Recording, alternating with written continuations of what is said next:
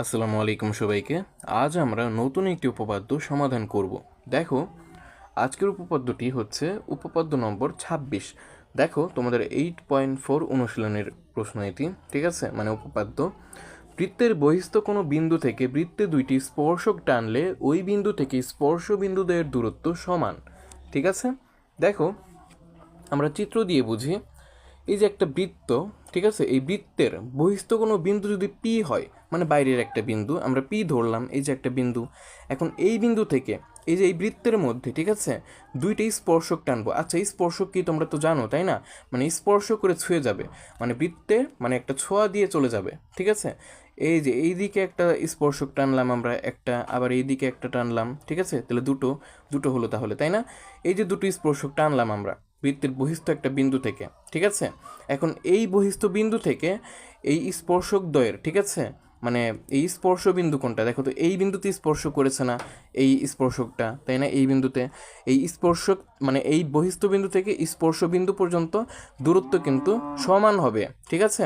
অর্থাৎ এই পিবি একটা স্পর্শক, আবার পিএ একটা স্পর্শক, তাই না? এখন এই পি বিন্দু থেকে বি বিন্দুর দূরত্ব সমান হবে, আবার পি বিন্দু থেকে এ বিন্দুর দূরত্ব সমান হবে। অর্থাৎ পি এ আর পিবি সমান হবে, মানে এটাই আমাদেরকে প্রমাণ করতে হবে, ঠিক আছে? আশা করি বুঝতে পেরেছো। আশা করি স্পর্শক কি তোমরা জানো, ঠিক আছে? আর অনেক বেসিক আছে যেগুলো তোমাদেরকে ধীরে ধীরে আমি সমাধান করিয়ে দেব সবচেয়ে সহজে। দেখো, বিশেষ নির্বাচন, মনে করি ও কেন্দ্র বিশিষ্ট এবিসি বৃত্তের পি একটি বহিস্থ বিন্দু, ঠিক আছে? দেখো, এখানে সি বিন্দুটা দিতে ভুলে গেছি আমি। ধরো এই যে এখানে একটা সি বিন্দু ছিল, ঠিক আছে? এখানে সি ছিল, এখানে মনে করো সি আছে, অর্থাৎ এ বি সি, ঠিক আছে? মানে এ বি সি মানে এ বি সি একটি বৃত্ত।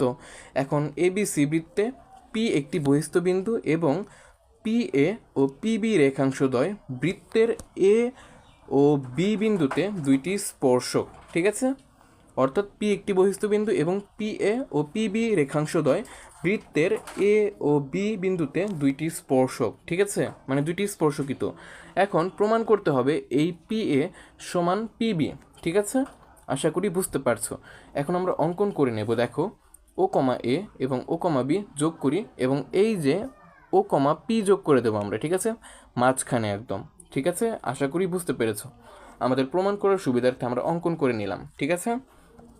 এখন আমরা প্রমাণ করব। দেখো, ধাপ 1, যেহেতু পিএ স্পর্শক, সত্যি পিএ কিন্তু একটা স্পর্শক, তাই না?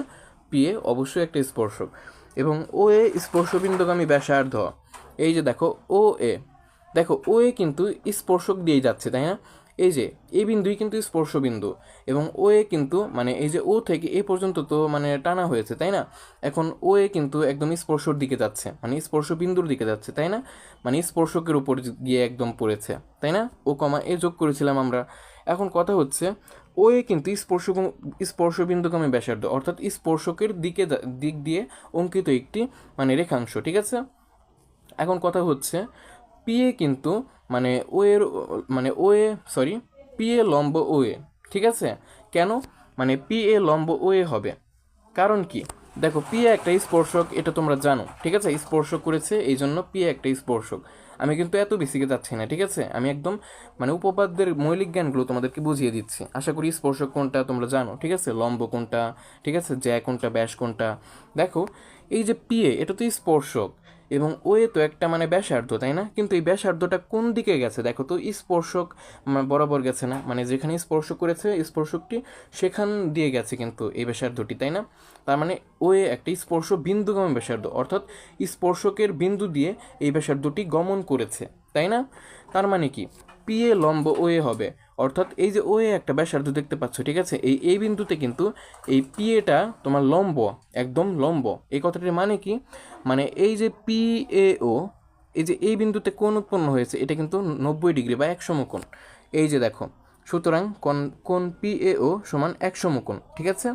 এটা কোন যুক্তিতে লিখলাম? দেখো, এটার একটা উপপাদ্য আছে, ঠিক আছে? আমি ভবিষ্যতে তোমাদের করে দেব, ঠিক আছে? দেখো, স্পর্শক স্পর্শবিন্দুগামী ব্যাসার্ধের উপর লম্ব, এই কথাটির মানে হচ্ছে কোনো একটা স্পর্শক যদি কোনো একটা মানে ধরো একটা ব্যাসার্ধ আছে, এই যে একটা ব্যাসার্ধ, তাই না? বৃত্তের ব্যাসার্ধ থাকতে পারে। এখন এই ব্যাসার্ধের মানে শেষ প্রান্ত কোনটা দেখো তো, এই যে এ, তাই না? মানে ও থেকে এ পর্যন্ত টানা হয়েছে, তাই না? ফলে ও একটা ব্যাসার্ধ উৎপন্ন হয়েছে। এখন এই বিন্দু দিয়ে যদি কোনো একটি স্পর্শক যায়, ঠিক আছে, তাহলে এই স্পর্শকটা তোমার এই ব্যাসার্ধের সঙ্গে লম্বভাবে থাকবে, একদম খাড়াভাবে থাকবে, ঠিক আছে? মানে পিএটা একদম খাড়াভাবে থাকবে। ফলে এই যে এই বিন্দুতে একটা কোণ উৎপন্ন হবে, এই কোণটা হবে তোমার 90 ডিগ্রি বা 1 সমকোণ। তোমরা বুঝতেই পারছো খাড়াভাবে আছে মানে কি, একদম 90 ডিগ্রি কোণে আছে, তাই না? আশা করি তোমরা বুঝতে পারছো। অনুরূপভাবে কিন্তু আমরা এইটার ক্ষেত্রেও বলতে পারি, এই যে দেখো ওবি কিন্তু একদম পিবির ওপরে আছে, তাই না? দেখো মানে পিবিটা ওবির উপরে আছে, তাই না? একই কথা কিন্তু। এখন কথা হচ্ছে পিবিটা লম্ব ওবির উপর, ঠিক আছে? মানে একইভাবে আমরা বলতে পারি, ঠিক আছে? অনুরূপে কোণ পিবিও মানে এই বি কোণটা হবে তোমার 1 সমকোণ বা 90 ডিগ্রি, ঠিক আছে? এখন কথা হচ্ছে আমরা কি বলতে পারি, যেহেতু এই কোণটা 90 ডিগ্রি প্রমাণ করলাম, আবার এই কোণটা 90 ডিগ্রি প্রমাণ করলাম, এই কথাটির মানে কি? অবশ্যই এই দুটো ত্রিভুজ তোমার সমকোণী ত্রিভুজ হবে, তাই না? ত্রিভুজ পিএও এবং ত্রিভুজ পিবিও উভয়ই সমকোণী ত্রিভুজ। কেন? কারণ একটি কোণ সমকোণ। এই যে দেখো পিএও, এ কোণটা সমকোণ, তার মানে কি পিএও এই ত্রিভুজটি সমকোণী ত্রিভুজ। আবার বি কোণটা সমকোণ বা 90 ডিগ্রি, তার মানে কি পিবিও এটাও কিন্তু একটা সমকোণী ত্রিভুজ। আশা করি বুঝতে পেরেছ। এখন আমরা ধাপ 2 দেখব। এখন ত্রিভুজ পিএও এবং ত্রিভুজ পিবিও সমকোণী ত্রিভুজ দ্বয়ে আমরা সর্বসমতা প্রমাণ করব, ঠিক আছে? মানে দুইটি যেন একদম যমজ ভাই, ঠিক আছে? মানে সব কিছু সেম একে অপরের, এটা আমরা প্রমাণ করব, ঠিক আছে? দেখো পিএও এবং পিবিও ত্রিভুজ দ্বয়ের মধ্যে দেখো তোমার অতিভুজ, এই যে দেখো এটা কিন্তু 90 ডিগ্রি, ঠিক আছে?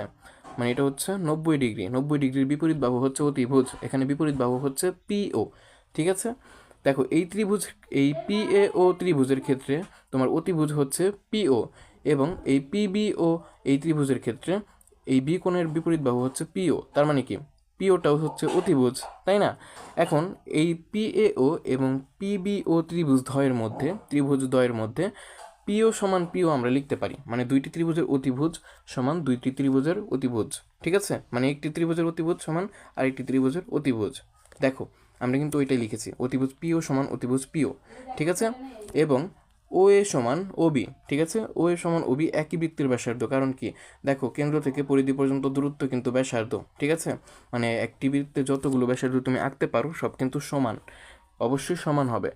সেই জন্য আমরা এই যে দেখো ও এ সমান ওবি লিখেছি, ও এ সমান ওবি লিখেছি, একই বৃত্তের ব্যাসার্ধ।